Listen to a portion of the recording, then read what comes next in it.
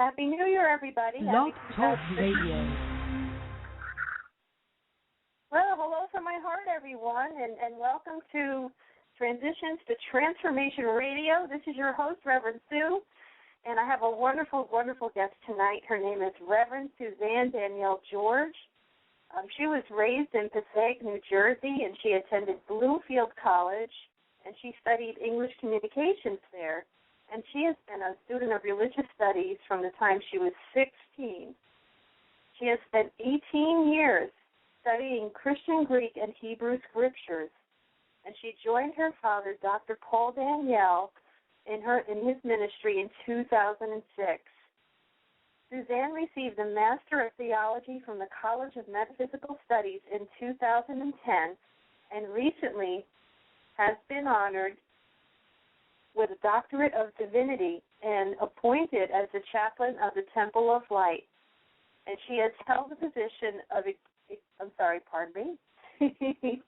she has held the position of Assistant Executive Director since 2009.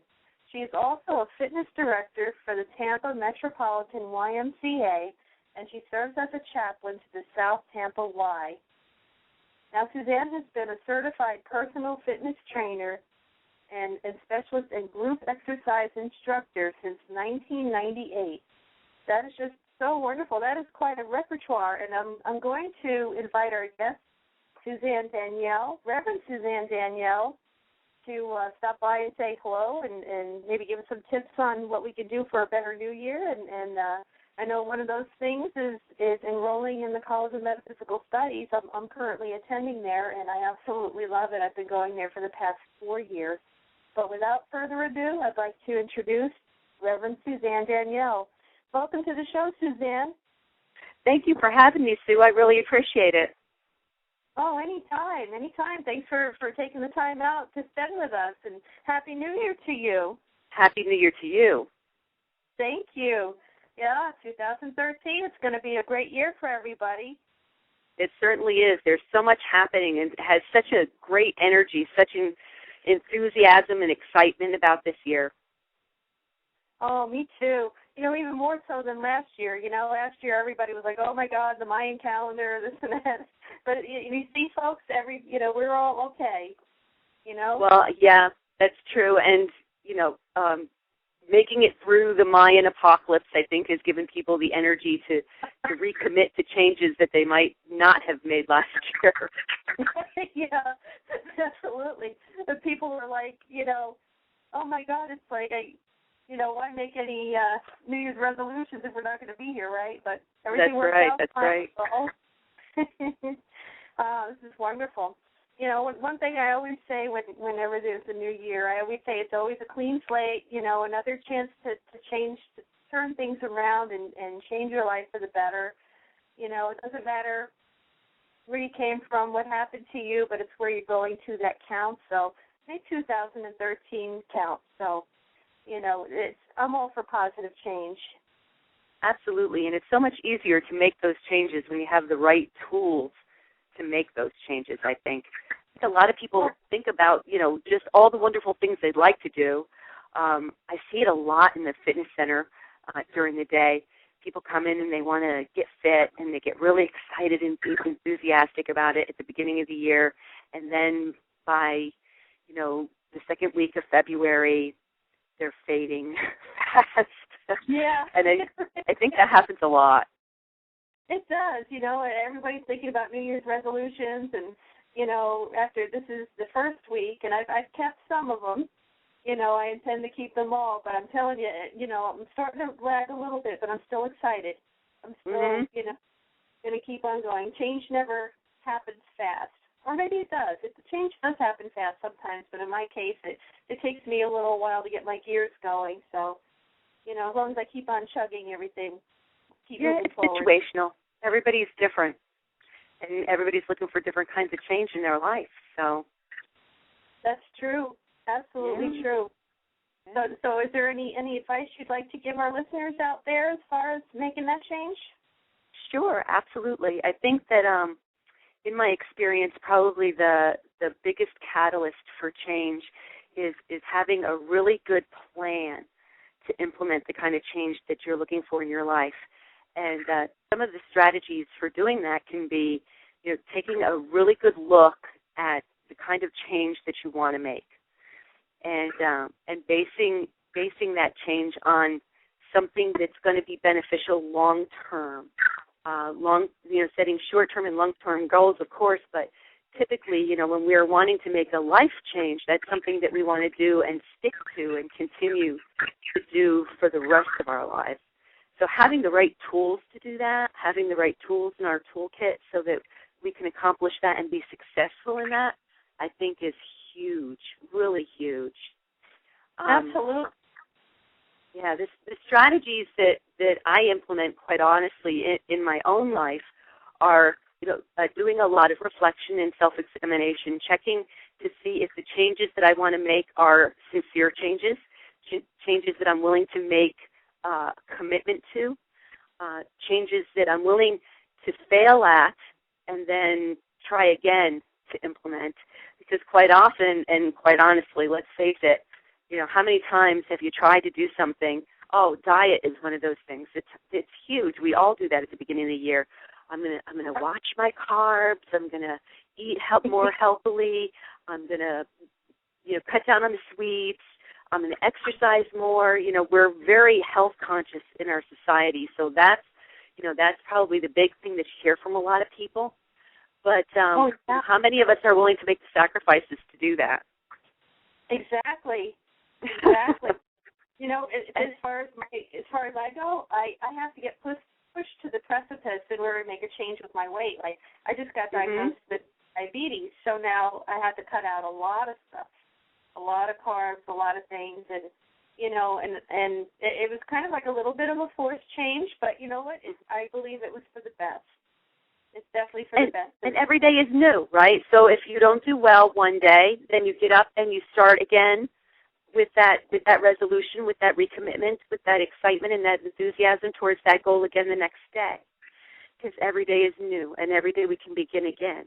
I think that's part of the commitment that you have to make. That's part of the strategy that you have to implement in really making a huge change in your life, something that you can stick to on a regular basis and continue to work at. Because let's face it, most changes that we want to make in our life, whether they're personality changes or even spiritual changes, they take some effort on our part, and we have to be willing to meet the challenges that come along with that effort. Oh, absolutely. And I'm all for positive change, and I'm sure a lot of our listeners out there are too. And you remember that song from I think it was A Year Without a Santa Claus? Oh, no, I'm sorry. It was about the story of Santa Claus, and there's that song that says, "Put one foot in front of the other." Yeah, I do. I know it well. I know it very well. Yeah. And I think that's true. That's very true. A very simple truth. Yeah. And it works like that, just little baby steps at a time, and it takes you to where you need to be. And as a person that likes to get things done like yesterday, I am one of those people. It was one thing for me to adjust to that, just taking the baby steps. And when a lot of the things that I've learned in the past couple of years is the first thing that a lot of us have to do is get out of our own way, because negative self-talk and what I call negative affirmations. There's positive affirmations and there's negative affirmations. I used to be real good with the negative affirmations until I learned that words become things, and as you think, it shall be, and everybody is a reflection of how you feel about yourself. So it's very important that you love yourself and accept yourself as is while you're making these changes. That's true, and in line with that kind of thinking are visualization exercises that you can do to help yourself really get a grip and a clear picture of what it is that you're trying to achieve in your life and where you want to go and what it is that you're trying to do, what kind of goal you're trying to meet. Those are excellent tools for successful change and successful resolution completion, which is which is a very difficult thing to achieve without really kind of looking at those triggers that cause maybe the changes or the challenges in the changes that we're trying to make. Like you were saying, it's difficult to lose weight. It's difficult to make those changes, and sometimes they're forced changes. But sometimes even the forced change doesn't necessarily mean that it's going to come to a resolution. So, seeing what it is that's triggered the behaviors that cause those problems, a lot of introspection, a lot of evaluation of ourselves, finding if negative affirmations have something to do with that. Finding self-awareness is huge in our ability to meet those short-term and long-term goals and changes that we want to make in our life. I took a class, I guess it's been about 3 years ago now, from one of our instructors at the college when I was working towards my associate's degree, and it was a class that's called The Alchemy of Balance. Wonderful, wonderful class, and most of the class was a workbook, which gave you the opportunity to really be very reflective, very introspective, and kind of evaluate and analyze your behaviors, your responses, and your feelings to things that stimulate other kinds of responses that you want to change. Interactions with people that make you nervous, or things that frighten you, or relationships that aren't quite as positive or as fruitful as you'd like them to be. And then look at some of the things, the triggers in yourself that may actually be contributing to your inability to overcome those challenges. So this way you're not setting yourself up for failure in a change. You're really looking at your behaviors and saying, hey, am I contributing to this dilemma in my life, and what can I do to stop that contribution and then turn around and instead implement the change that I need to make to overcome those obstacles. I had a relationship with one of my workmates that was very combative, and while I was taking this course, I applied some of the information that I learned during the course and watched my body language. I mean, it's a simple thing to do, to just say, how am I standing here? Am I putting my hands on my hips? Am I sticking my nose up in the air? Sometimes you don't even realize you're doing those things. Am I behaving in an aggressive way? Is my voice getting louder or faster? Am I talking or am I listening? Little things that we do that kind of actually instigate some combative situations that we're completely unaware of. And since I took that class and implemented some of those strategies in looking at my behavior, that relationship has completely changed. I kid you not. I mean, completely changed, because I realized that even though it seemed like to me that the negative feelings were coming my way, instead of deflecting them with my behavior, I fed that energy. And it just continued to grow and grow until it became uncomfortable for both of us to communicate with each other. And now the communication lines are open. I'm much more receptive to ideas and thoughts and group sessions and brainstorming with this individual. And she is so much more calmer and communicative and pleasant to work with. Because I changed my behavior, not because she's changed hers, mind you.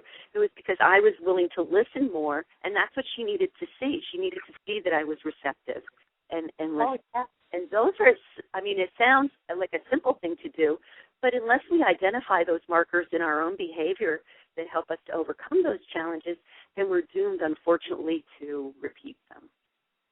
Oh, yeah, absolutely. Yeah. And taking a good hard look at ourselves, it's not always that easy. It's like looking in a mirror and just kind of, looking at, kind of shining a light, so to speak, on what we need to fix in ourselves, Sure. And it's not the easiest thing, but once you do it, folks, it's the best thing you can do for yourself. I know some people over-criticize themselves, some people overanalyze things. You can't go to that extreme either. But you have to really, learn to love yourself at the place that you're at now. And that was the struggle with me, Suzanne. it was a struggle for me with my weight for a long time. And then I finally said, you know what? I'm a beautiful person inside, and it's going to show on the outside, you know. And I've been working on myself a lot. I dropped 25 pounds, you know, ever since I started to love myself again. And, you know, and it's a wonderful thing. So it's a good thing to you know, to shine a light on the things that you need to work on. And it's also very important to love yourself where you're at right now. Sure. Yeah, you have to be honest about the good and the bad. Right. You know, the parts of yourself that maybe that you're not so happy with, but you have to acknowledge the parts of yourself that you are happy with, and know that you have the tools, once you acquire them, to overcome any challenges that are brought before you. Oh, absolutely. Absolutely. And, you know, there's book knowledge, which is a wonderful thing, you know, that we can learn and process and then implement strategies through learning on an intellectual level to help ourselves get past those things. And then there's also that knowledge that we get from the unseen source that is divine, that also helps us to move through that, which is, you know, like you said, that's love, understanding that love is complete and total and everything. If you accept that you can love others, then you have to love yourself and accept that you love yourself. Yeah, the world is a big mirror. You know, everything that we're feeling about ourselves inside is, you know, people reflect that back at us. Mhm. And it was pretty amazing. You know, one day I felt really great. I went to, it's not called the DMV down here in Florida, but, you know, the tax collector, which, you know, they take care of your life, you know, anything that has to do with the Department of Motor Vehicles. So I went there one day. I was feeling great. It's like somebody gave me $1 million. I felt happy. You know, I went there. And it was funny, like, you know, even the lady at the desk, she's like, oh, hi, how are you? Like, she never, you know, like, she knew me, like, forever. And, you know, and then I went to go sit down. This woman that was sitting on the opposite side of the DMV came up to me. She was, like, in her late 60s, early 70s. And she goes, you know, I had to sit next to you. Your energy is so great. And I said, thank you. I said, I'm feeling great today. I don't know what it is. You know, and it was just so, that really demonstrated to me that people can really sense your energy and feel it, and, you know, and it just gets mirrored back. You know, I was mirroring out, you know, sending out love, and it was getting mirrored back to me. You know, and then there was like an issue with my registration that was taking a little bit longer. And, you know, that woman went off. She went and she did her business at the you know, I keep calling it DMV. You know, I stepped out and I was putting the registration sticker on my car, and she happened to drive past me, you know, after she got finished with her business. She goes, you know, I was just a little concerned. She said, I knew you were taking a while there. I just wanted to know if everything went all right. And I was like, wow. I'm like, you know, a totally perfect stranger, you know, just, you know, showed me a lot of care and a lot of love. And I was like, wow, you know, love is all around, you know. It's like you said, love is everywhere. That's right. And wouldn't it be great if it was like that all the time, that our lives were like that all the time, that everything that we felt on the inside, we reflected to others on the outside, and then in turn they kind of sent that back to us? Well, that's the key to success right there. That's everything. If we could be in that space, be in that moment, be in the now all the time, you know, reflecting that sense of love of self, love of others, then people are going to respond to that, and the universe is going to respond to that. Yeah, oh, absolutely. They respond, and they respond fast, too. They really do. And that falls right in line with the thinking of be the change. So whatever changes that you're trying to make, whatever resolutions that you make to adjust behaviors or set goals for yourself, if you're being those things are going to happen for you. They may not happen right away, but they will happen for you if you continue down that road and work towards those goals. Oh, absolutely. Just keep on working at it, everybody. Even wait past January. Keep on. Yeah. That's for sure. Hey, Suzanne, I wanted to know a bit about the history of the College of Metaphysical Studies. Sure. And and I'm really interested in that. I've been going there for the past 4 years, and I tell you, it's been life-changing for me. I had gone through a devastating period in my life about 4 years ago. I was sick. I was getting a divorce. I lost just about everything I had, as a result of being sick. And, I went to the college, for counseling. They had Reverend Bruce Stewart there. He gave me the most profound message, and he said, change the way you think. And I did, and I went to a couple of services at the Temple of Light, which is part of the college. And, I had decided after that I would take the classes, and I took the Foundation Series, which was synchronistic with everything that I needed to hear at the time. Perfect timing, needed to hear it at the right time. Like listening to your inner guide, that was my very first class in the series, and there's a whole bunch of them, and folks, it's amazing. There's really life-changing courses, and I really do mean that, and it really stabilized me and got me on the right track. But it's the College of Metaphysical Studies is a great place to learn, and you can also do distance learning there, right, Suzanne? Yes, you can, and I'm really glad to hear you say that it has helped you, because that is the primary goal of the college, that and to build leaders in the metaphysical community. The college is in Clearwater, Florida, on US 19. It was founded in 1986 by my father, Dr. Paul Frank Daniele.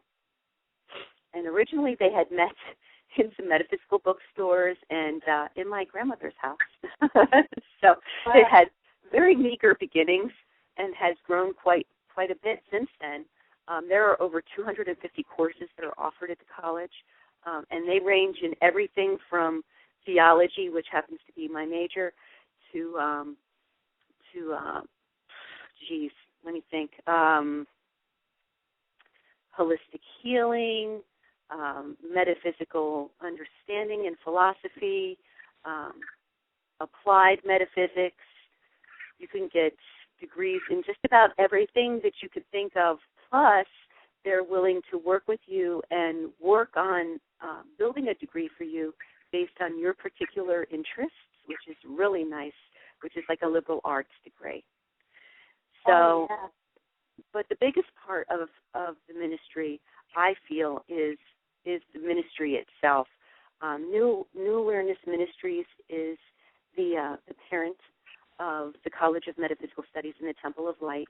The College of Metaphysical Studies is the educational division of the ministry, and the purpose of that was to actually give people the opportunity to learn and to have the tools that they need to be able to function in life more fully, to educate themselves about metaphysics and theology and religious and spiritual practices, but also for individuals that are interested to follow a ministerial calling, if that is what they're looking for, as well as a healing calling. So there are a pastoral studies program there where you can go and take your classes in order to become an ordained minister. The classes are wonderful, and that's what I did. I started from the very beginning and went through the ordination process, and I can tell you it was extremely fulfilling and very helpful to me personally, but also I learned just so much that I can't even begin to tell you all that I have learned. There are also schools of philosophy and esoteric studies for individuals that are interested in paganism and Wiccan studies, in shamanism, and those kinds of classes, as well as spirit medium classes, regression classes, and a number of certifications that you can get that have nothing to do with your degree. If you're not interested in being a degreed student, you can apply to the school just as an adult learning student, adult education student, and take classes for your personal enrichment. That's just wonderful. There's a whole broad spectrum of things you can take there. And one thing I noticed you can take is courses about paranormal research. Yes. That caught my eye, too. It's like, wow, that is so cool. Because I like that show, Ghost Hunters. I always watch it, and I like the equipment they use, like the EMS. It's very popular now. Yeah. Yeah, because everybody watches it on television, so it's become very popular. Yeah. Yeah, that's really cool. I thought that was so awesome. And there's so much to offer there, and everybody there is just so wonderful, and they truly care about you. And, I was just at the Temple of Light, which is where they have the services there, which is part of the college. And Yes. Reverend Valerie Ward did a beautiful sermon, and she did a burning bowl ceremony, which is wonderful for beginning the new year, where you write down the things that you wish to release on the one side of the paper, and then you flip it over, and then you write down all the things that you want, and then you fold it up, and then you just put it, you light it with a candle, and you put it in the bowl, and it burns, and up and away. It's just a wonderful ceremony. I absolutely love it.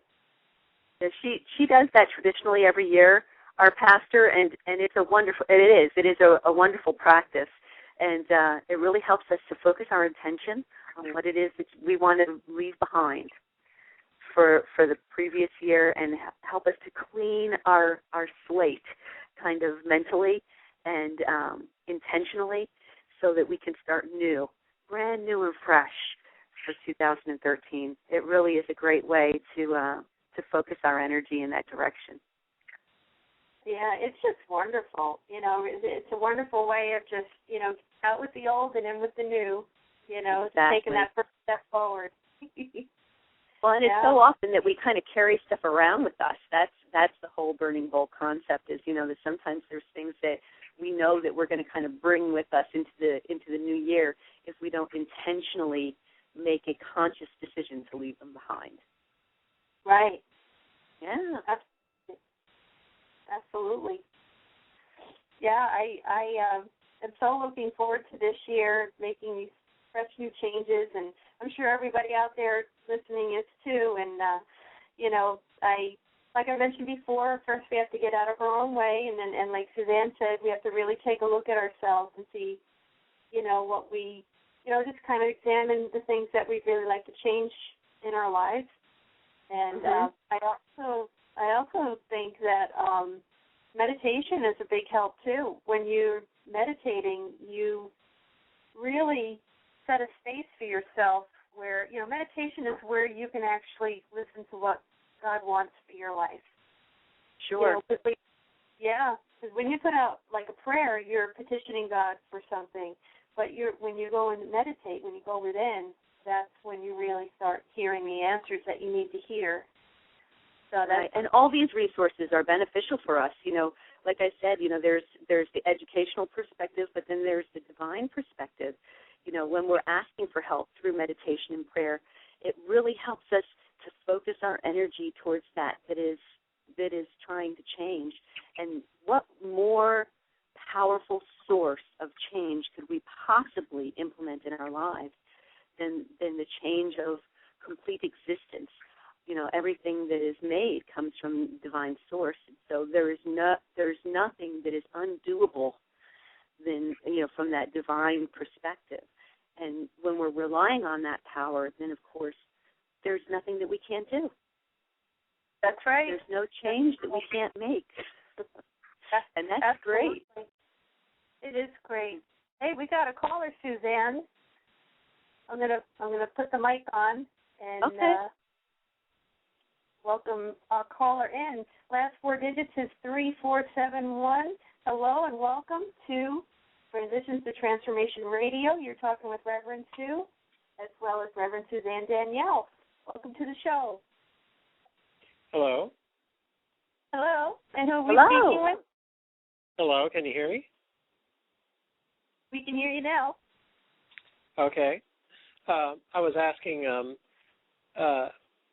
Suzanne for a distinction in how the Temple of Light and the College of Metaphysical Studies approaches spirituality, because I am, I'm a member of a spiritualist church, which of course there's certain psychic things that happen and bringing in the deceased and things like that, which your church does not do. And then you have the other side, which is like the Unities, which are Christian, but they're metaphysical Christian, and they have this metaphysical background. And where does your church fit into that? Well, the Temple of Light is a place where we have practiced what we learn in the school, pretty much. It was designed for our ministers to go there. There's healing, hands-on healing that takes place there in the temple. There are messages, as a matter of fact, that are offered to the congregation at the end of services. The funny thing is that the college and the ministry were established by my father. It is a metaphysical school and a metaphysical spiritual center. But my father was a spiritualist minister. So I think you'd be very surprised if you came to the service how very much like a spiritualist service it is. It's very comfortable. It's very relaxed. I think the only difference is that we're not as traditional as a lot of other services are in the temple, and we kind of give our ministers a certain amount of freedom to express themselves based on their own particular spiritual bent. So we do have individuals that espouse different ideologies from a religious perspective and still hold very closely to the metaphysical philosophy, which sometimes makes the services very interesting and very different from service to service. Did that answer any of your question at all? Well, actually, it sounds like it sounds like a spiritualist church, because I give sermons in spiritualist churches, and I'm Eastern yogic in my background. So and they're perfectly fine with that. If I talk about Vedanta Hinduism or whatever, they're perfectly fine with that. So even though in charter a spiritualist church should be centered in the New Testament, they allow for any variety of backgrounds to be in a sermon. Sure, so, and we know through our study that most of the ideologies of major religions are very similar in basic tenets, so that it wouldn't be so far off that it would seem odd or uncomfortable to our regular parishioners and congregants that espouse a more traditional metaphysical spiritual perspective. Right, and there are truths. Truth is truth, and right. Truth is truth from religion to religion to religion, and if you have the power of discernment, you'll see the truth in any major religion. Absolutely. And forego the garbage that comes along with it, which there always is. But fortunately, we're going from the period of the 10% enlightened to the 90% unenlightened, and we're moving into the new age, which is 30 to 70. And what I'm hoping is that 30% is enough to influence the 70%. In any case, I don't know if you know what I'm talking about. That's Vedic. I certainly join you in that hope with all of my heart. Right. That's Vedic philosophy, which is, my neck of the woods. So not necessarily something you're familiar with, but in Vedic science, we've been going through an age of 10% to 90%, where 10% of people were spiritually seeking, that were trying to see past all of the trappings of religion, and 90% were kind of stuck in the mode that they were in, and now we're moving into the age of 30% to 70%, so that there's a lot more people, and my prediction, and I'll be giving a sermon on this soon, but my prediction is that churches like yours and spiritualist churches and other churches that are teaching more of the truth rather than religion will triple in size. That would be absolutely wonderful. Yeah. And I certainly hope that there are more people searching for spiritual truth rather than searching for religious trappings. Right. Right. And we've already started to see that, Susan and I have already started to see that at the People's Church, their attendance is already growing. So that's wonderful. Yeah, I mean, there was more people there last Sunday than I remember seeing in recent memory. So, and then that's number one, and number two is Paramahansa Yogananda, who is my guru's guru, my guru being Roy Eugene Davis, but his guru being Paramahansa Yogananda. Roy was ordained at the age of 22, and one of his co-brothers said, "Is Roy to initiate people?" And Paramahansa Yogananda told him, "Yes, and you shall too. There's an age coming where there will be more people seeking spiritual truth than there will be qualified teachers to teach them." And you're starting to see that happen. Where I certainly see a huge influx in spiritual awareness, and I think the shift kind of speaks to that as well. Mm-hmm. Yeah, I think people's ideas about what it is that they want from a spiritual practice has changed. How they want to participate, what it means to them, how it's going to affect their life, how they can implement what's going on there spiritually in their day-to-day behaviors, in their day-to-day function, as opposed to going to church on Sunday, saying your prayers and leaving. They want to take that feeling with them every day, and feel that connectedness, feel that specialness, feel that that divinity of themselves as well, and feel empowered to implement that and share that with other people. I agree with you. Yeah, and the other thing is that, you know, I belong to a couple of blogs that come out of India, which we living in an entire different universe than India is. You know, I don't know if you've ever been to India, but I haven't. I hear secondhand from some friends that travel abroad quite often, but and I haven't been either. I really want to go, but I have several friends who have been to India, and they say that it's a completely different universe. That you'll have people living in absolute poverty who are completely happy. They're completely content with their life, you know, and they'll have next to nothing, but they'll if they know that you have no food, they'll offer you into their home and give you food, you know. One of the blogs that came out that I just read this last week was there was a question of what's the difference between religion and spirituality, and the difference as exposed by that author was in religion you have a particular deity that is worshipped, not necessarily listening to the message, but worshiping the deity, and that an identity forms around it, and then there's a belief that this is the only chosen way, that this is the only path to God. Mm-hmm. And so it becomes an exclusive thing, whereas in spirituality, and also everything is external. Everything is, it's a deist type situation where God is external, and you're trying to win your God's approval through your actions, but you're really on your own.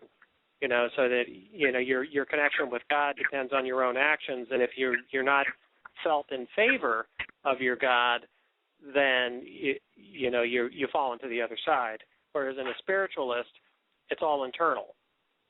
Yeah. You know, there may be a source, there may be a God, there may be a source, but everything is internal. Everything is how I'm relating to the outside world. And it's all, spirituality is a journey of self-growth. I have made that journey, yeah. I have made that journey. I didn't mean to interrupt you, but I certainly can speak to the idea of making a shift from fundamentalist thinking to spirituality, what I like to call spirituality 101. And it is a huge shift of awareness about acceptance of self, acceptance of your place in the divine plan and in the divine purpose, and understanding that God is everything and everywhere, and that you're included in that circle of spiritual energy. I think that's huge, because when you externalize God and you're always trying to petition God for favor, you are never worthy enough from a fundamentalist perspective to ever achieve that. The only time that you'll ever achieve that is upon transition. So you never really are happy in your life. You're always trying to gain something that you wouldn't even accept it within yourself, because you know that you are a good-for-nothing slave, as the Bible says word for word. You know, I'm a good-for-nothing slave. I'm unworthy. I'm never going to achieve any kind of recognition or acceptance from God, and yet God loves me anyway. But from a spiritual perspective, you learn that God accepts you and loves you regardless of where you are on your spiritual journey, and that it is, in fact, a journey. And it is, in fact, progressive, and that you do grow, and you do change, and your ideas change, and your feelings change, and your relationship to the divine changes based on your personal awareness. It's very internalized. I agree. Oh, yeah. Right. Absolutely. Yeah, it is a journey of self-growth. Ultimately, it's a journey of self-growth. You may not see that early in your journey because you're kind of blinded. But as you get older, you start realizing, and older I mean as in soul, because there are plenty of people that will die, you know, with the same blinders on that they were born with. But that you do reach a point in your spiritual journey where you realize that everything's happening for you. And what I mean by that is, and even in the bad times, yeah, and even in the bad times, you can say, if you're in that spot, if you're at that point of realization, you can realize, you know, this bad thing is happening to me because I'm supposed to learn from this. That's right. You know, and this is a lesson that if I put this off, and if I had some angel come in and save me from this, it would just happen down the road because I haven't learned the lesson yet. So I may as well go through it now. You know, so, you know, in any case, you know, that's my 2 cents. I appreciate your sharing. I think that your philosophy, your personal philosophy that you've shared with me today, is certainly very in line with the thinking of many of the people that I have an opportunity to talk to at the college. The people at the college don't necessarily involve themselves in the affairs of the Temple of Light. It's a vast community of individuals. So some folks just go to the school, and other people are more interested in involving themselves in the spiritual community that also is there through the Temple of Light. And so, you know, it's always fun and interesting and enlightening to share ideas and philosophies with other individuals. And I certainly can see that very Hindu Buddhist line there with you that you've shared with me today. That's awesome. I really enjoy that. That's a philosophy I embrace personally myself as well. And I think that it is ultimately beneficial for people to widen out their philosophy and their personal thinking so that they can embrace their spirituality through the course of engagement. Wow, that's great. You guys, I'm sorry, go ahead, Lee. Oh, I was just going to say that my background is yogic, which is a little bit different than Hindu or Buddhism, which are formalized religions that have a formalized path. And in yogic philosophy, there really is no formal path. It's a path of self-discovery, and it's primarily meditation. And then all of yogic technique and science is geared towards preparation for meditation, including your entire lifestyle, how you interact with others, what you do on a daily basis, your dharma, and all that. And all of it is preparation for meditation, because the ultimate path to self-discovery is witnessing God firsthand, God realization. So whereas Hinduism and Buddhism, there's a little bit more formalization to it, especially in Hinduism where there's a pantheon. Ultimately, the pantheon is allegorical in nature. It's not intended to be taken literally, but fundamentalist Hindus do take it literally. But it's the same as Christianity. We do the same thing. Right. Right. Whereas you have your deities in Hinduism, but they're intended to be representatives of elements of nature. They're not intended to be taken as there's this physical deity out there that's going to stomp you if you do bad, that kind. But you have different levels of spiritual awareness, and there are fundamentalist Hindus who believe that, But in yogic there are no deities. There's the ultimate source. There's super consciousness, and you're wanting to become one with that. But and you do that through meditation, and you experience the ultimate source firsthand, and then you no longer have to have faith. So faith falls away. You no longer need faith because you know. That's the ultimate goal. I'm not there yet. That's where I would like to be. Well, thank you for sharing so honestly. That's where I would like to be, but not there yet. But that is the ultimate goal, is to witness God or witness Source firsthand, divine Source firsthand. And well, I encourage you to follow your truth without a doubt.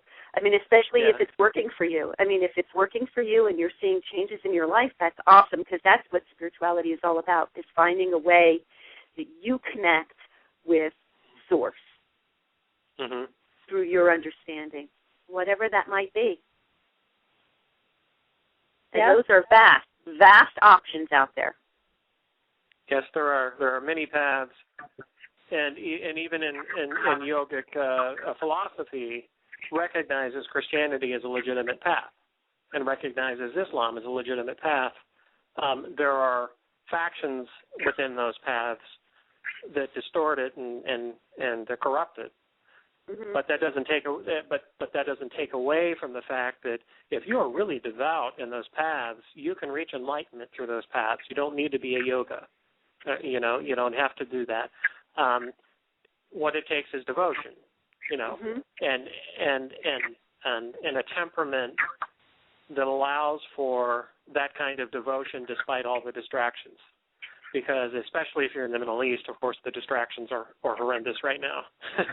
Yeah, I would imagine. But you can. If you're Jewish, you have Kabbalah. If you're in Islam, they have the Sikhis. There are spiritual, more enlightened forms of those practices that exist. Absolutely. Yeah. So, in any case, all right. Have I said enough? Absolutely. We enjoyed it. We did indeed. Thank you so much. Yes, thank you. Okay. I think my phone's going to die on me soon, so I should probably hang up. Okay. Thank you so much for joining us. Thank you, Lee. All right. We enjoyed having you on. All right. Talk to you later. Bye. Bye-bye. Yeah. So there's, like we were talking about, there's so many paths to take, but you know what? They all lead us to the same place. To the same place. That's exactly right. And like Lee said, it's really just a matter of commitment. It's a matter of practice and discipline. It really is. If you're believing in something and you're using the tools that are meant for you to spiritually grow, and you're seeing that growth in yourself, this is a simple thing to see. Because when you plant seeds and you water them, plants come out of the ground. When you're seeing the fruitage of your labor, it is clear that this is something that's working for you. And it doesn't mean that it's going to work for you always. And that's the really neat thing about spirituality, is that you can kind of move from place to place based on what your need is. And the more knowledge you have, like Lee, certainly you can implement whatever strategies you feel are going to be helpful in that spiritual growth for yourself.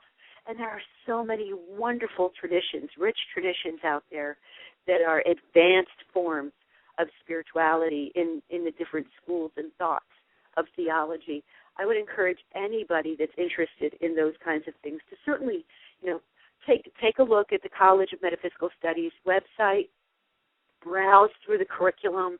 There's classes on the Kabbalah. There's classes on Hinduism. There's classes on Buddhism. There's classes on the schools of yoga. There are classes on so many of these wonderful religious ideologies and philosophies that they would only enrich your understanding of certainly the people that practice them and the world that we live in, and how more alike we are than different we are. Oh, absolutely. Absolutely. And you know what? You can do these classes long distance, too. You can. You absolutely can. And you can order them online, and they'll send them to you in the mail, or they'll send them to you, even PDF them in an email and send them to you. And what is the contact information for the College of Metaphysical Studies? Just like officially, so everybody knows. You can contact the College of Metaphysical Studies at the collegeofmetaphysicalstudies.edu. cms.edu is our website. That's easy to remember, cms.edu. So you can go there, and it's a very large website. So, certainly give yourself some time to be able to look through the courses and the course descriptions. There's a price list. There's rules for enrollment. There's general information about the college and admission procedures and things like that, as well as if you go to the New Awareness Ministries website, metaartsandsciences.org, there's also a number of MP3 classes that you can download, free MP3 classes that you can download for your iPod and listen to. Classes like What About Now, Transformation, Being Real, Sexual Expression, Comparables, The Speed of Thought. And these are classes that my father has composed. So it'd be kind of cool that he's passed, and yet you can still listen to his voice teaching you something that may benefit you now in your life. That's just wonderful. It's really wonderful. I know I like to go in person to the classes, but if you're not in Florida, if you don't live near Clearwater, Florida, you can take these classes from anywhere. Absolutely. And it's just a wonderful place to learn, and it's an accredited college. I don't remember what the accreditation is. Is it like a NAMA and NA? I think actually, the International Holistic Arts and Sciences is who has accredited us. Okay, and, great. And of course, we're given permission from the state of Florida to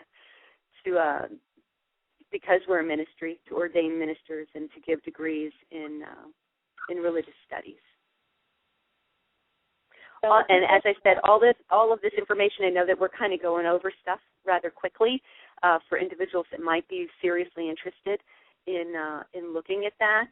They can certainly go to metaartsandsciences.org, and that kind of goes over the New Awareness Ministries. It talks about NAMI.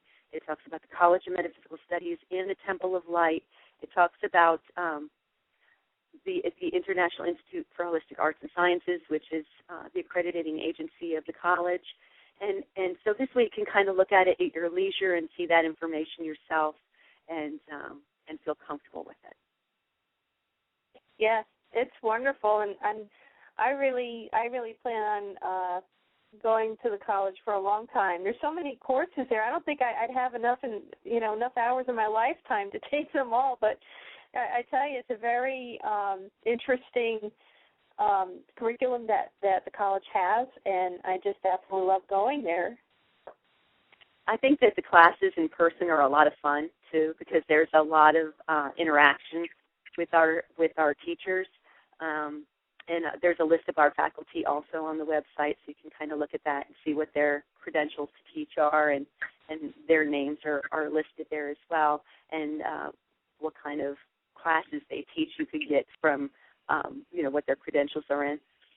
But I have so enjoyed sitting in on the classes because of the interaction, like with Lee today here on the phone. It's really wonderful to have those kinds of those kinds of interactions with other students and like-minded individuals, it's exciting. It really is exciting, and it's stimulating for our really minds. Is.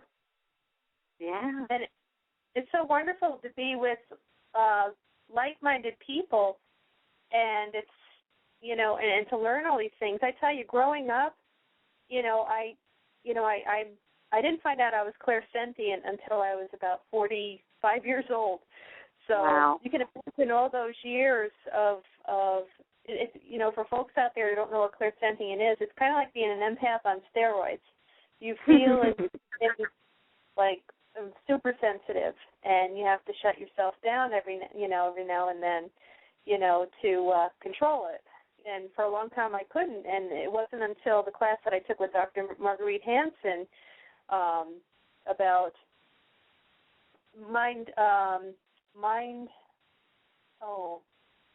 My mind is not working. Speaking of mind, but it's mind and energy. That's okay. the class, mind and energy, and I learned how to control the energies that were flowing through me, that were just making me hyper all the time, and kind of like you get overstimulated, even by the TV, the internet, and even the phone too. The vibrations I would feel from all that, I would, it would overwhelm me. It's like too much information. Yeah, global consciousness is a huge energy. Panic, fear, things that happen in the world, and then they are affecting us.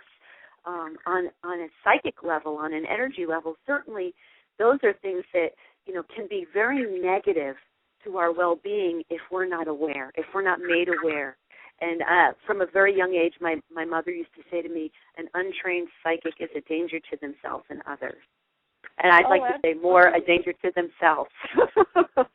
Yeah. Because we, especially empaths, people that are gifted in an empathic way, what they do is they pick up everything from everybody else and then kind of don't know why they feel the way that they do, why they feel hurt, why they feel scared, why they feel frustrated or angry about something that really has nothing to do with their circumstances in their life.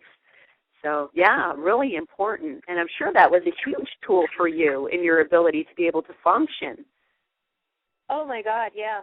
I tell you, it was unbelievable, taking in all that information, taking on other people's emotions and stuff, and I felt like I had to fix everybody. I still do, but I know now I have to fix that.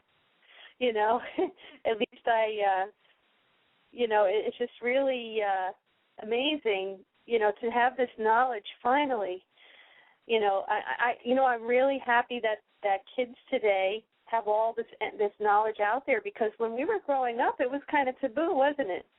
Yeah, it was difficult to find that kind of information, and I was fortunate to grow up in a house with New Age people. So, it was right away my parents could identify what was going on with me from a young age, and right away taught me coping skills, which was excellent. My mother was a Silva student, and of course my father was already studying a number of different schools of philosophy and theology. From the time that I was 16, 17 years old, and they encouraged exploration. So I was very, very, very blessed in that area, and it has made my life very exciting and productive spiritually. Oh yeah, I didn't go through too much craziness with having to protect myself. I learned right away how to do that. And not pick up too much stuff, and be aware that it wasn't a scary thing or a freaky thing or there was something wrong with me, nothing like that. So, that's huge, I think, for kids, especially because when you're going through your preteen years and your teenage years, you already have so much going on emotionally, and on top of that, to have things going on above and beyond what are typically normally discussed by mainstream media and parents and parent groups, it was, that would be a very, very challenging situation for a child to get through that time unscathed. Let's face it, none of us get through our teenage years unscathed. Oh, that's true. Oh, my God. On top of that, being one of the walking wounded, because everybody that feels angst and angry is making you angry, and you're not really angry, has got to be a difficult thing to deal with on your own without the tools to do that. Oh, absolutely. I mean, yeah. My friend Elle, who happens to be listening tonight, hello, Elle. She's the radio host of Elle's Shift Happens Radio, Blog Talk as well, and she's wonderful. And she has guests like you and me on there that that are metaphysical, spiritual, not afraid to speak our truth, and I absolutely adore her. I was very amazed with what she's doing with her radio show and how much she's reaching out and helping other people. You could say she kind of has a ministry of her own because she really helps a lot of people through her show, and I'm hoping I can do the same thing. That's my goal. And, well, that's wonderful. Thanks. Yeah. Just spreading the word. Spreading our truth, which everybody has their own truth.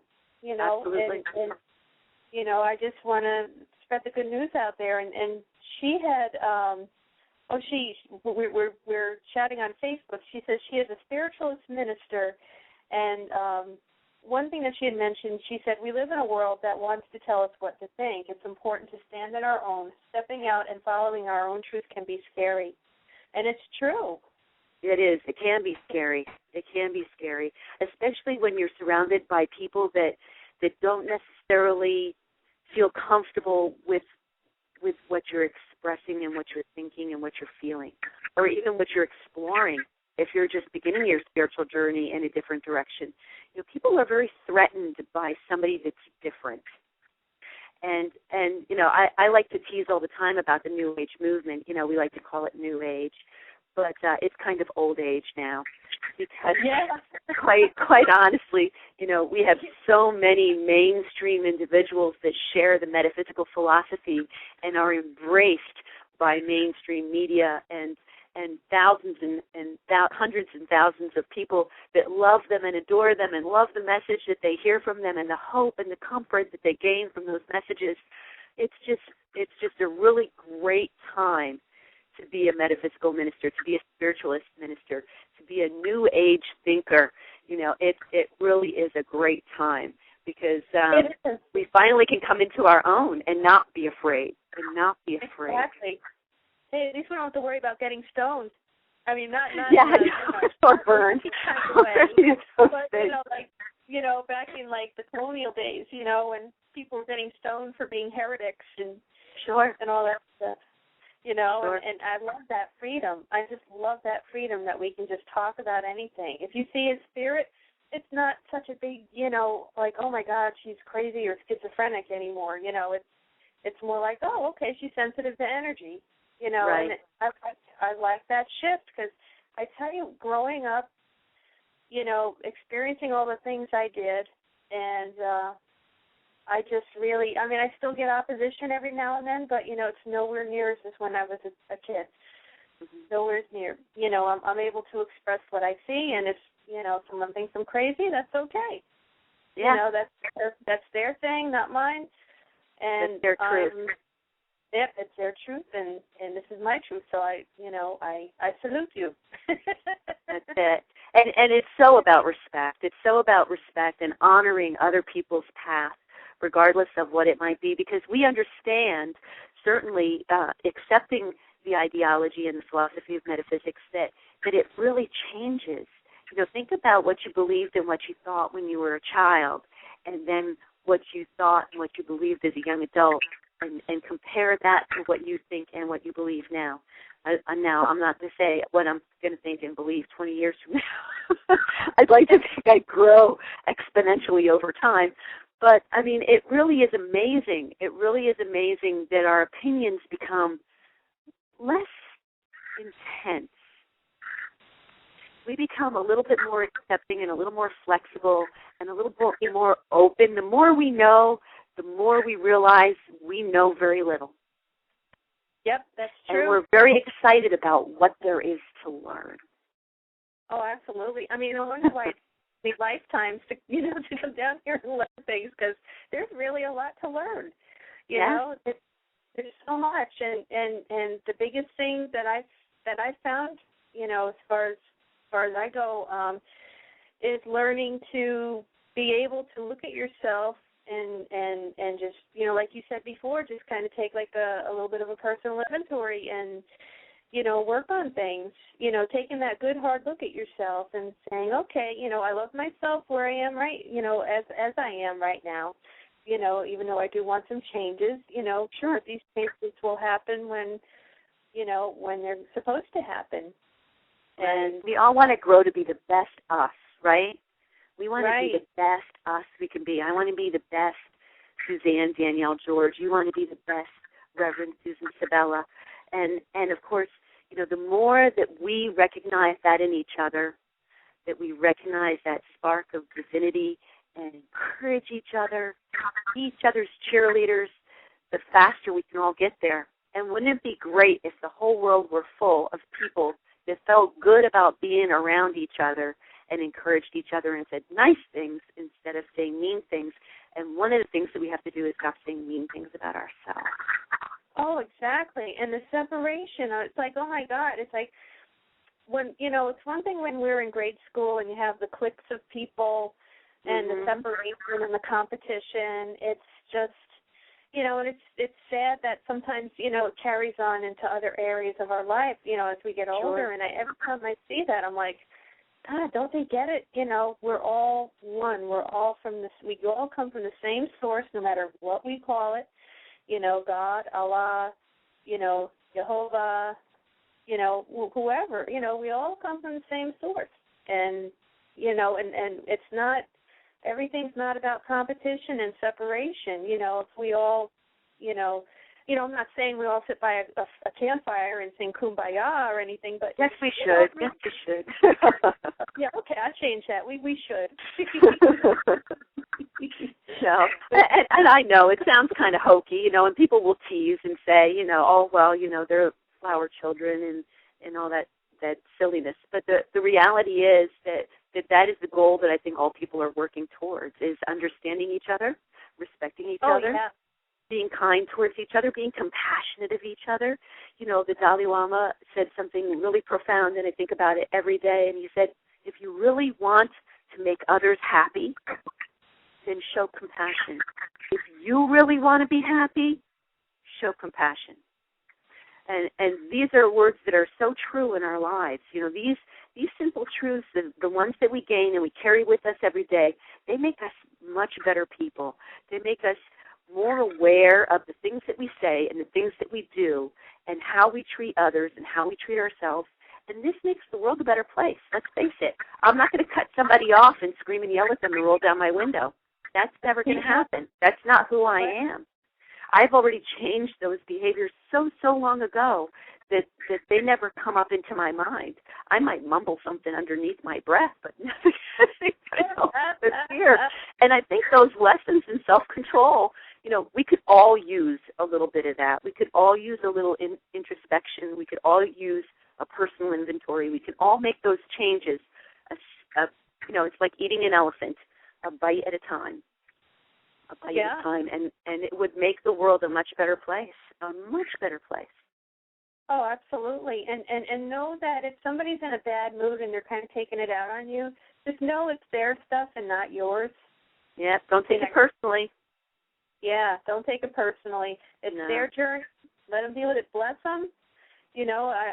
Sometimes I might, like you said, that, I might utter a few things under my breath, but I'm like, God, just bless them because I'm walking away. That's it. Yeah.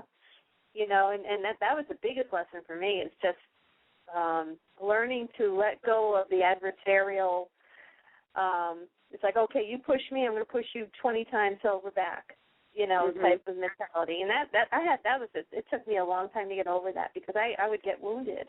And especially being clairsentient, it's like being an empath on steroids. It's like, you feel so put back and everything. You feel, hurt. But it's really, it took me a long time to learn that I can't own anybody else's stuff. It's their journey. It's their emotions. Let them go through it, and God bless them, and, send them on their way. Yeah, if you take another person's challenges, another person's lessons, you've robbed them. You've stolen their opportunity to learn, and that's not fair, because that's something that they really need. They need to go through that. They need to work that out, and they need to find the tools that are there for them to be able to overcome those obstacles and reach the goals that are their personal goals, their personal spiritual and evolutionary goals as a human being. Oh, absolutely. And that's another thing I had to work through. I've had a lot of things to work through. And there was, codependency was one of them. I would try to shield people from getting hurt and bumping in, just doing, just trying to shield them from what they needed to learn. I mean, not purposely, but I did not want. I put on my super suit cape and practically jump in front of a train for them. But it wasn't my lesson to learn. I had to step back, because what you said is exactly true. It's you rob somebody of their lesson if you interfere. And a friend of mine had said to me that let people come to you. And then you can help them. And and I find that it's been so much better for both me and the other person that way, instead of me jumping in. And as you've made progressive steps in your evolution and your spiritual awareness, have you not found that more people come to you and ask you for help, or ask you for advice and say, hey, Susan, how do I do this? Or do you think I should do that? Or do you think that I should read this book? Or is this something that you think might help me? I think that happens the further you go and the brighter your light becomes, the more people are going to flock to you and say, hey, this is somebody I think that might be able to give me some insight into where I need to go and what kind of steps I need to make to overcome the obstacles in my life. Absolutely. I agree.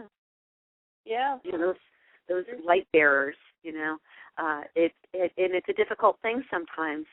We feel overwhelmed sometimes by folks, but honestly, it's so encouraging when you help somebody and then you see the progress that they've made personally in their life.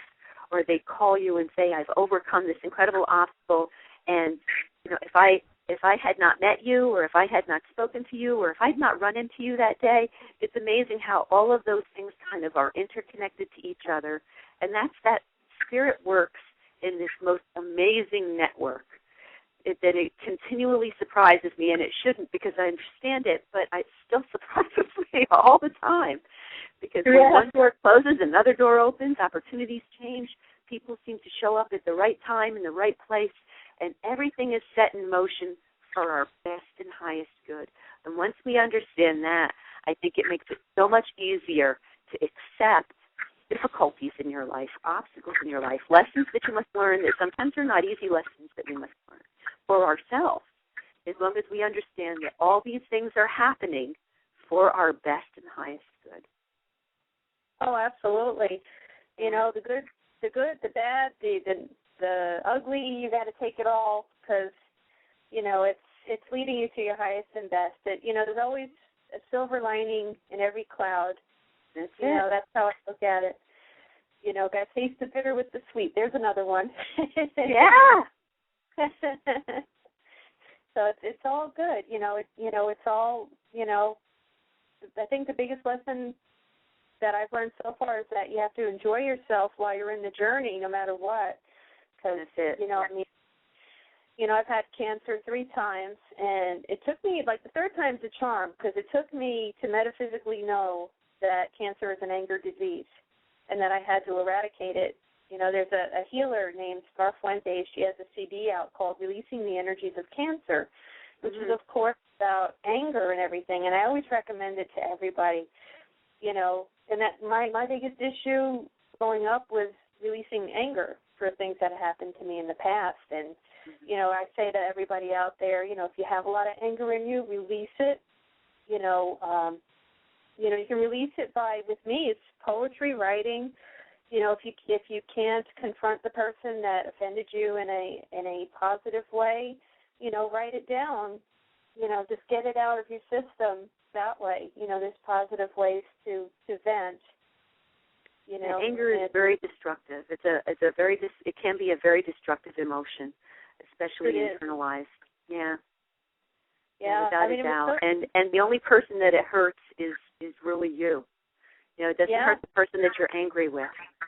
So, letting those kinds of things go and accepting that you're being angry doesn't change anything can be very therapeutic, without a doubt. Oh, yeah, absolutely. Absolutely. And you don't strike me as an angry person at all, Sue. Thanks. I would never have known that about you unless you said something. So. Thanks.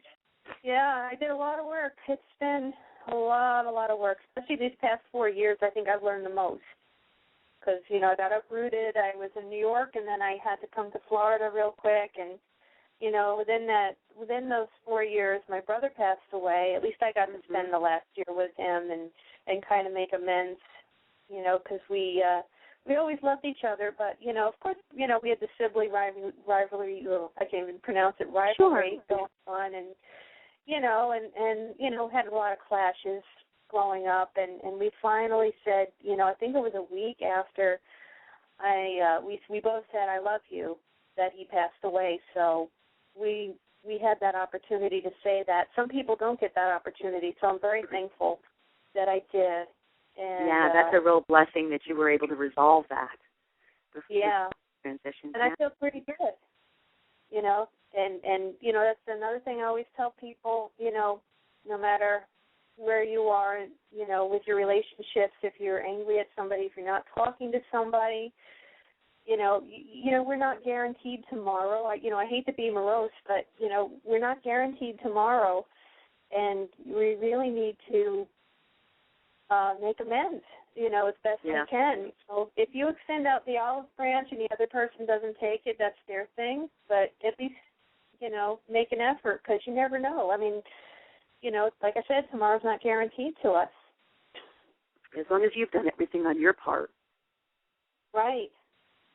Absolutely. So that's one thing I like to throw out there. John Edwards always said on his show, Psychic John Edwards, he would say at the end of his show, appreciate, validate, and tell everybody you love them while they're here on this earth plane, because you may not get the chance. That's right. So that's true. Yeah, I was very fortunate to be able to spend time with my father before he passed. My father adopted me when I was 8 years old, so we had a really special relationship. Yeah. Wow. And I was in the hospital with him the night before he passed. So and tap danced in his room as he asked me, "Why do you feel like you have to entertain me?" And I don't know. I guess because I felt like I had to entertain him because he looked bored. But and then the next day he was gone. But I always felt very okay with that. Sad, of course, but I felt there was not something missing. There was nothing unresolved, which is a really nice thing. It really is. It's a good feeling. My biological father also passed the following year in the same week, actually. So that was also, isn't that weird? And we had just spoken just days before he passed. And of course, I always tell them that I love them before I hang up the phone. I'm a little bit of a freak that way. So, I felt, although I was quite a surprise, he was a truck driver and pulled over on the side of the road and just left. So that was a huge surprise. But I was okay with that too. And I think you're right. I think, making sure that you say that you love the people in your life, that you care about them, that you appreciate them, that it's a protection for them. If something happens to you, certainly. But it's a protection for you. It works both ways. And not only that, but it cements the relationship. It helps people to know that exactly where you're coming from, exactly where your heart is at, exactly where your head is at. It doesn't leave any room any wiggle room for doubt or problems or contention or jealousy or anything else that might be in that relationship, like that sibling rivalry, those kinds of things kind of melt away in the presence of a warm and sincere, I love you. Exactly. I love you and I miss you and I'm thinking about you and I just want you to know that. That kind of stuff just is meaningless. Absolutely. That's the best. It really is. My mom and her sister have not spoken in years, and my mom's cousin and I and her, had a conversation last night, and we said, look, you really, basically what we were just talking about, and I'm hoping that they do reconcile, at least write each other a letter or something, Yeah, let it go, you guys. Let it go. Life's too short. Life is far too short. Wouldn't you rather be happy than angry? Wouldn't you rather be loved than miserable or holding something back from somebody that you really would love to give them? In some way, there's a huge loss there when you fight with your brothers and sisters or your mothers and your fathers. There's a hole in your heart that needs to be filled, with those relationships. They're so essential, I think, to our growth as people. Yeah. And it doesn't mean that we have to be with them every single day. Just knowing that everything's okay, that relationship is down. Oh, absolutely. It's so important. It really is important. And, it's... You can be nice to strangers. If you can be nice to strangers, you can be nice to your family. Exactly. If you can be nice to the bag boy in the grocery store, you can pick up the phone and talk to your brother and sister even if they've said something that was mean to you. Exactly. It's our New Year's resolution to everybody. That's right. Pick up the phone. Pick up the phone. Absolutely. Let it go. Now, one of the things I had on my list to talk about is about learning to embrace change instead of fearing it. A lot of people fear change unless they get pushed to the precipice and be forced to do something. And it's really funny because that's what life is. Life is all change. There's things that you can count on. There are definitely things you can count on. Each of us is born. Each of us is going to die, and everything is going to change. That's right. That's it. Everything is going to change. Taxes, I can't even say that because you just never know right now with fiscal cliff. But, everything changes. Everything changes constantly, even whether we're aware of it or not. Sometimes changes occur, and we don't even know that something's in transition until it's already happened, and then we're like, wow, what happened? Everything has changed. But just in our lifetime, Sue, look at, for example, a computer. A computer used to take up a whole room, and it was on a reel, a film that went on a reel, and went to another reel and was fed data into this massive machine. Now, each of us carries a computer in our purse, in our pocket. In our jacket pocket, we have a computer that does incredible things. It used to be science fiction that you could look at the person that you were talking to on a mechanism like a TV screen. Now we can do that on our phone, on our smartphone. We can talk to the person that we're having a conversation with. It's amazing the technological advances and changes that have occurred in my lifetime. The other changes are incredible. They're innumerable and constant. As constant as the tide. How can you fight that? I know. It's you just can't. You can't. I think John Lennon was definitely he was onto something when he, in his song "Beautiful Boy," when he says, "Life happens while you're busy making other plans," and it's so true. Oh, we have another caller. I think they were just on and they dropped off. I want to make sure we get them this time. Sure. Thanks. Hello and welcome to Transitions to Transformation Radio. Who are we speaking with tonight? Hi, Sue and Suzanne. It's Terry. Hi, Terry. How are you? I'm good, and trying to get used to my new cell phone that hung up on you. Technology. It's always changing. Yeah. So I've absolutely loved the show, and, you know, I can totally relate to a lot of the things that you were talking about, especially when you're dealing with negativity and things that are going bad in your life, and you're letting it affect you to the point to where you're living under a cloud of funk, so to speak. Yeah. You know that there's got to be a change. There's just got to be a change. And personally, I had to get out of that cloud of funk within the last, I'm guessing, about 6 months now. Mm-hmm. And I'm just going to start all over from the beginning, and I just wanted to call to let everybody know that I'm going to be starting through the life-changing inner awareness studies at the college, and I'm going to start from step number 1. And like you said, just the tiny little baby steps. And the one major thing, I have a very good friend who's also kind of like a soul seer for me, and he keeps telling me to just shut up and listen. So the first class that I'm taking is called, which is coming up, I guess, it starts on the 14th. Over at the college, is called Listening to Your Inner Guide. And so I think that's just like perfect for me.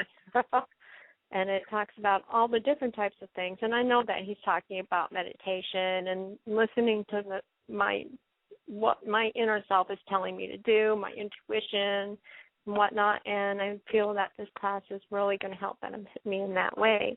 And I just wanted the listeners of your show to realize that there are steps that you can take to get out of that funk. And even though I've already taken those steps and been out of the funk for a while, I've turned things around completely. But I still want to start from square one because I have an agenda now, whereas I was just going from day to day. So I want to start listening. Well, and Terry, it's a constant process. It's an endless thing. It's not like we learn something and then, okay, I've learned it, that's it. Most of us, we acquire these great tools and then we practice them. We use I know. Their skills that benefit us every single day. So it's a constant thing. We get to practice and then we get better and better and better at using these skills that we have. If they've benefited you so much, then certainly, they're only going to benefit you more the more you use them, the more you add to your toolkit. So, that's awesome. It's really great to hear that somebody's willing to take a step back to take 2 steps forward. Exactly. Well, you know what? It's better than being pushed. And truly, I got to tell you, for a Sagittarian who has a hard time shutting up in the first place, I've been given a mouth for a reason, so I got to figure out what it is. Yeah, and you have 2 ears, Terry, 2 ears, 1 mouth. I know. And it's tough. It's tough sometimes to listen instead of talk because we feel like we need to be heard. And let's face it, in a world full of voices, oh my gosh, everybody has something to say, and everybody kind of clamors over everybody else, right? So it's difficult to sit still. And the best voice you can listen to is that still, quiet voice. You're right. The inner guide is a huge benefit for any of us to just make ourselves still and quiet enough to hear the voice of the divine that's inside of us. So, and just to reiterate a little bit about that class, and not to talk over you, I just wanted to say, though, that parts of it, some of the titles that are on the form that I have regarding the class talks about the secret of the inner voice and beginning to listen and how do we contact our inner guide, and it lists 10 suggestions for better listening and seeming difficulties in listening, which that would be my issue. Well, among all the things too. principles for listening and whatnot. It just goes on and on and on. And it's definitely my first baby step. And, I'm not sure if I have to start from square one because I want to learn it the right way. Yeah. Rather than just fly by the seat of the pants. Because, the seat of the pants isn't working. And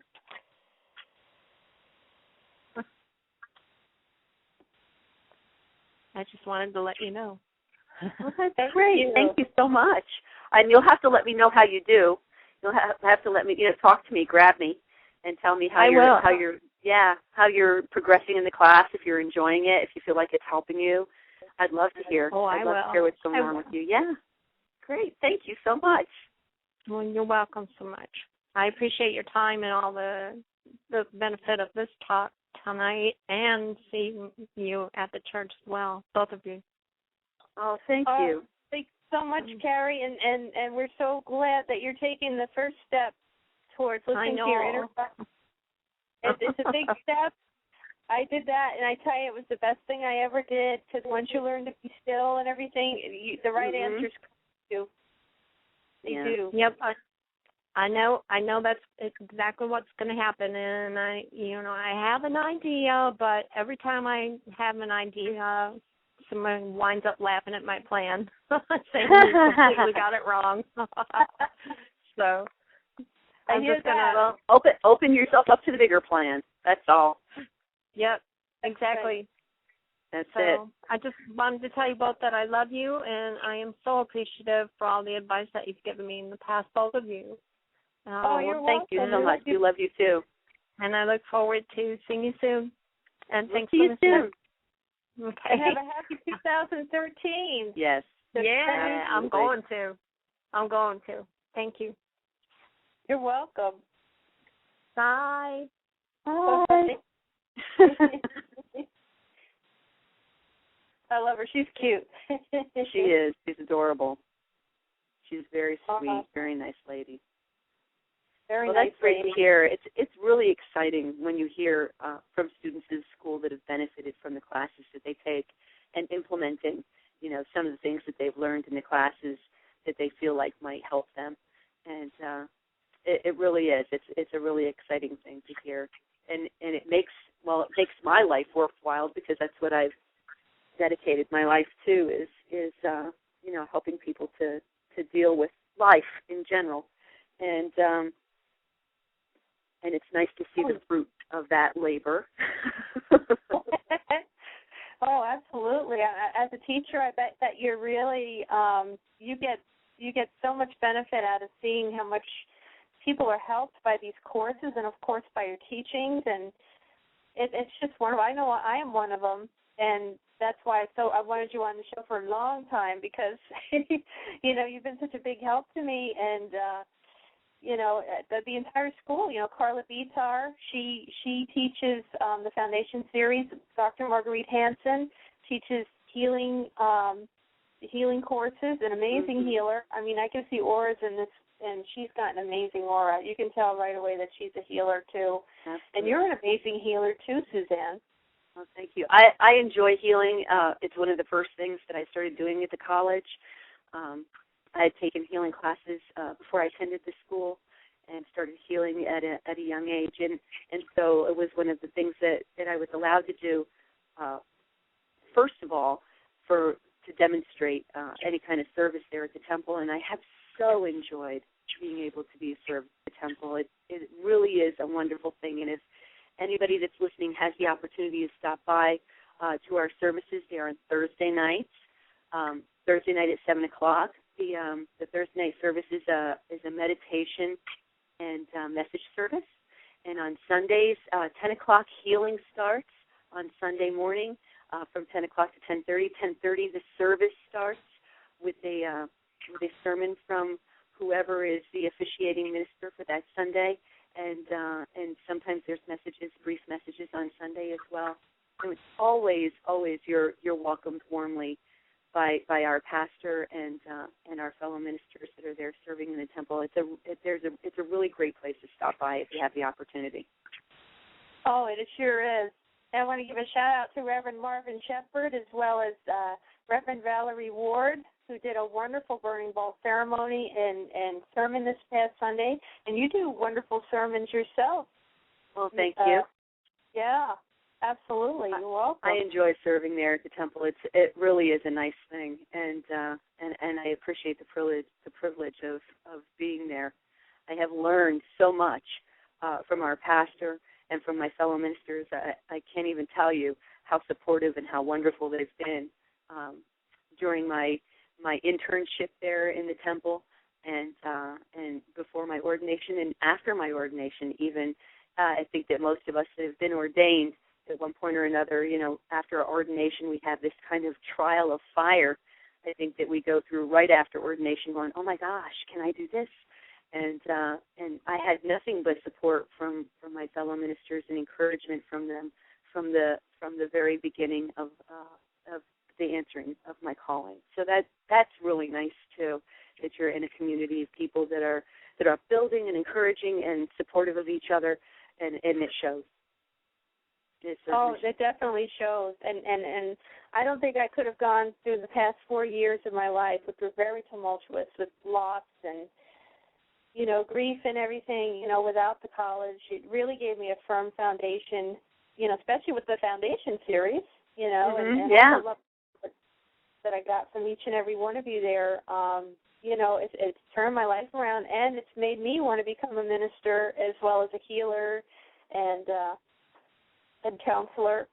So I'll be going to the college for quite a while, folks. I think most of us that start think that, it would be interesting to take a couple classes, and then we find that we're there longer than we had anticipated. Yeah, because it really does grab your attention and tugs at your heartstrings, I think. And when we're listening to that still, quiet voice, let's face it, all of us are ministers. All of us have the ability to reach out to each other. It's just a matter of answering that call. Oh, yeah. Definitely. And that was a big lesson for me as well, because, I used to ignore my inner voice. I'd be like, it's just a thought I had, maybe I'm fearful or this and that. No, you have to listen to that small, still, quiet voice. And the way you listen to it is by meditating, folks. And that's one of the ways to do it. There's other ways too. I say the best way is, at least for me, was meditation. Yeah, prayer and meditation. For me, personally, I find those to be the best tools for me to get in touch with my spiritual awareness, with Source, to have that intimate relationship with my understanding of what is, the divine creator of the universe as I know it. And that's a huge, huge thing is having access.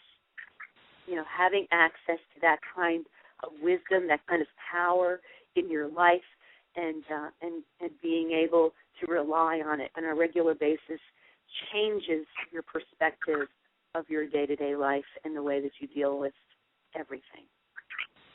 Oh, absolutely. Absolutely. So, wow, this is, I can't believe it's been almost 2 hours. Time flies when you're having fun. Oh, that's great. I had a wonderful time with you, and of course with Lee and Carrie calling in too. Thank you so much for calling. Absolutely. It was very, very nice to talk to them, especially listening, having Lee share his vast understanding of yoga with me. I really appreciate that. That was great. And that was Carrie, great. thank you so much for sharing with us, what you're going through and how you're going to reapply yourself and take that step back, take 2 steps forward. I'm excited to hear about the 2 steps forward. Yeah, I am so happy. I am so happy for her too. This is going to be a stellar year for everyone, and just navigate the ups and downs, take the bitter with the sweet. Yeah. I know it's not always easy, but it's going to lead you to your highest and best good. You're going to look over your shoulder and say, wow, I survived that, and I know why I had to go through it, because it's leading me to something better. So it's wonderful. And I have a song to play at the end of the show. It's called Song for a New Year. It's from a Scottish friend of mine. and he calls himself the Brigadier, and he's on MySpace and Facebook, and this song is really, really cool. I love it. I must have played it like 20 times since the new year. So, I'll be playing that soon. Now, was there anything else that you wanted to mention? About I wanted to just let your listeners know that there are a number of classes that are starting in January. The college was closed for the holiday season, and so, of course, Terry had mentioned listening to your inner guide.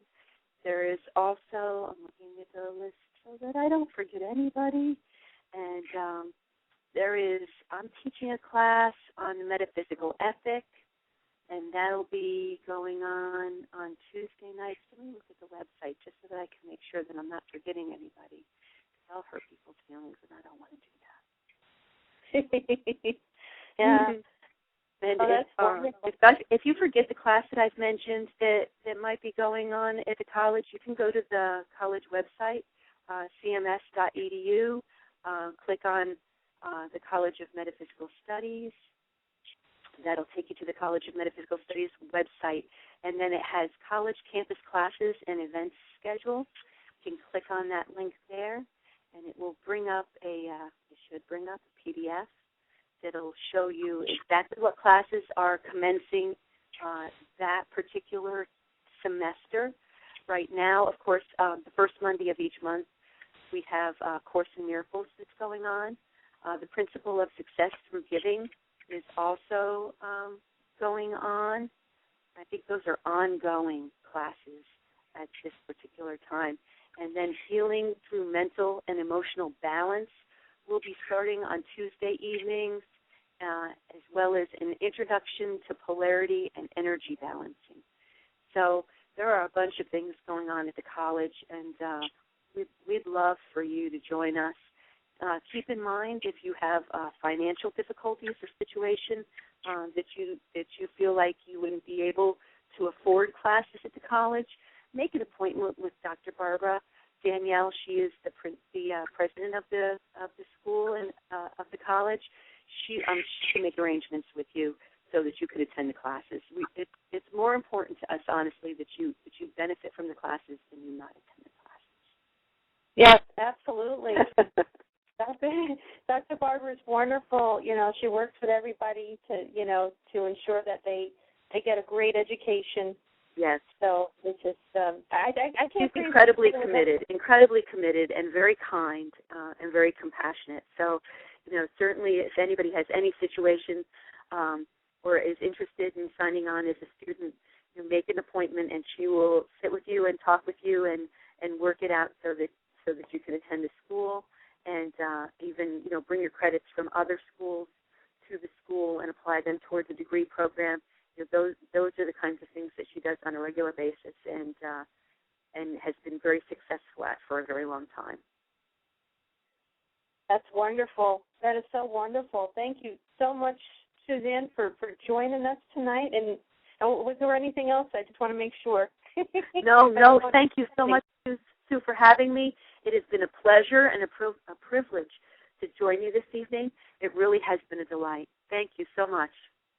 Oh, thank you too, Suzanne, and I'll be seeing you soon, and I want to wish you a happy 2013 as well as everybody out there, and go check out the College of Metaphysical Studies too, and as well as just know that this year is going to be a great year no matter what, and I have a song for a new year by my friend the Brigadier, who happens to be on MySpace and Facebook, so I will be playing that now, and I wish everybody a very happy, healthy, prosperous, wonderful new year, and I want to thank Suzanne again. Thank you very much. Okay. Happy New Year, everyone. Happy New Year, everyone.